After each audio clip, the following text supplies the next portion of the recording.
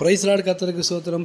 வியாதி உன்னிலிருந்து விலக்குவேன். ஆமீன். இன்றைக்கி மனுஷன் வாழ்க்கையில் பார்த்தீங்கன்னா வியாதி இல்லாமல், பலவீனம் இல்லாமல், சுகவீனம் இல்லாமல், மாத்திரை மருந்து இல்லாத மனுஷனை யாரை பார்க்கலன்னா ரொம்ப கஷ்டம். எல்லாருக்கும் சராசரியான வாழ்க்கை மனுஷன் வர எல்லாத்துக்குமே ஏதாவது ஒரு வியாதி, ஏதாவது ஒரு பலவீனம், ஏதாவது மருந்து எடுத்துக்கிட்டு ஏதாவது ஒரு பலவீனத்தில் இருக்காங்க. ஆனால் கர்த்தர் என்ன சொல்கிறாரு? வியாதி உன்னை விட்டு விலக்குவேன். அவர் நம்ம பரம வைத்தியராகிறார். மருத்துவரின் அறிக்கையை மாற்றி போடத்தக்க கிருபை என் தேவனிடம் உள்ளது. என் தேவன் இயேசு கிறிஸ்து பார்த்தீங்கன்னா கூடலை பார்க்க செய்தார், செவிடலை கேட்க செய்தார், முடவர்கள் நடக்க செய்தார், பெரும்பாடுள்ள ஸ்திரீக்கு விடுதலை அளித்தார். முடவர் நடக்க செய்தார், மரித்தவர்களை உயிரோடு எழுப்பின தேவன். அப்படிப்பட்ட தேவன் என்ன சொல்கிறார்? இன்றைக்கி வியாதி உன்னை விட்டு விலக்குவேன்னு சொல்கிறாருங்க.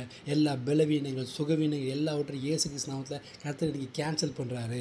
உச்சந்தன் உள்ளங்கால் வரை ஆவி ஆத்மா சரீரம் முழுவதும் அபிஷேகத்தையிலும் பாய வேண்டும். கண்களை, செவிகள், நாவில், தொண்டையில், சுவாசப்பாதையில், நுரையில், இருதயத்தில், சின்னகத்தில், கணையத்தில் எல்லாவற்றிலும் அபிஷேகத்தையிலும் பாய வேண்டும். கர்த்தாவின் அபிஷேகத்தை ஊற்றி என் நீர் வாசம் செய்யும் ஆலயமான என்னுடைய சரீரத்தில் வியாதிக்கு இடமில்லை, பலவீனத்துக்கு இடமில்லை, மருந்து மாத்திரத்துக்கு இடமில்லை அப்படின்னு சொல்லி நம்ம அறிக்கையிடும்போது கர்த்தர் என்ன பண்ணுவாராம்? நிச்சயமாக விடுதலை தருவார். எல்லா பலவீனங்கள், சுகவீனங்கள் எல்லாவற்றையும் இயேசு கிறிஸ்து நாமத்தில் கேன்சல் பண்ணி விடுதலை தருகிறார், ஆரோக்கியத்தை தருகிறார், சமாதானத்தை தருகிறார். கையின் பிராசம் நீ சாப்பிடணும்னு சொல்லிட்டு இல்லையா? நம்ம கையின் பிராசம் மாத்திரைக்கோ மருந்துக்கோ விரைவாக போகாதபடிக்கு நம்மளோட கால்கள் மருத்துவத்துக்காக ஆஸ்பத்திரி வாசல் மிதிக்காதபடிக்கு அநேகருக்கு போய் ஜெபம் பண்ணும்படியாக ஆஸ்பத்திரிக்கு போகணும்.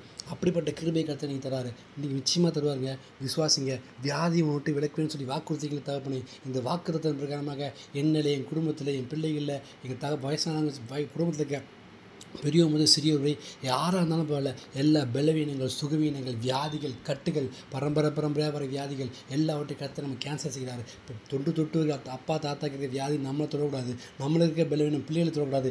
எல்லா தொப்புள்கூடிய சாபத்தையும் கர்த்தர் நீங்கள் கேன்சல் பண்ணி விடுதலை தருகிறார். வியாதி உன்னை விட்டு விலக்குவேன்னு சொல்லி தேவன் இந்த வார்த்தையின் பிரகாரமாக, வசனத்தின் பிரகாரமாக இந்த நாளில் உங்கள் உடம்புல சரீரத்துக்கு எல்லா பலவீனங்களையும் கர்த்தர் சுட்டரிக்கிறார், விடுதலை தருகிறார், ஆரோக்கியம் தருகிறார். விசுவாசிங்க. கர்த்தர் நிச்சயமாக அப்படி செய்வார். ஆமீன். God bless you.